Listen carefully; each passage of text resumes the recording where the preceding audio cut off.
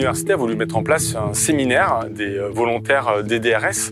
Donc ce sont les personnes qui vont travailler sur les enjeux du développement durable et de la responsabilité sociétale. Alors concrètement, aujourd'hui, il y a 7 animateurs qui sont venus animer autant de groupes sur l'enseignement, sur la recherche, sur la qualité de vie au travail, sur l'environnement, la biodiversité.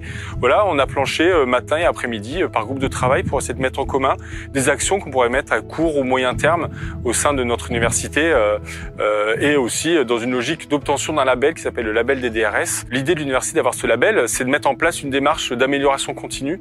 En fait, on essaye de trouver les bonnes pratiques et de communiquer sur nos bonnes pratiques aussi et de montrer qu'on peut être un acteur majeur sur le territoire dans la transition écologique qui nous attend.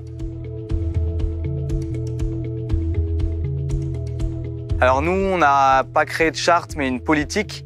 Donc bon, ça se ressemble à peu près.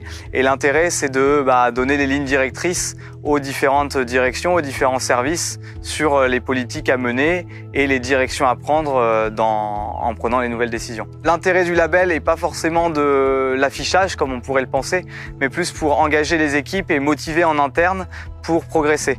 Puisque le label, donc le label des DRS porté par le CIRS, permet bien sûr de dire voilà, on a déjà des avancées, mais on veut progresser et donc en progressant, puisque des audits sont faits régulièrement, on engage les équipes.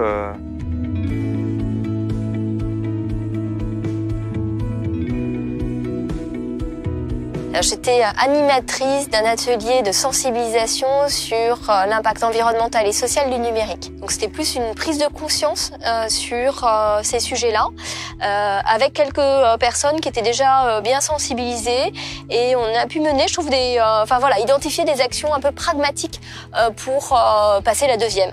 Le numérique, le digital véhicule des images très positives, d'innovation, et puis tout un vocabulaire autour de la dématérialisation, du cloud, du nuage, qui laisse à penser que l'impact environnemental du numérique serait nul. Et ce qui n'est pas du tout vrai. En fait, le numérique, c'est un secteur d'activité qui est extrêmement matériel, avec des serveurs, des réseaux, de l'infrastructure, des terminaux, qui sont extrêmement consommateurs de gaz à effet de serre et de métaux, de matériaux.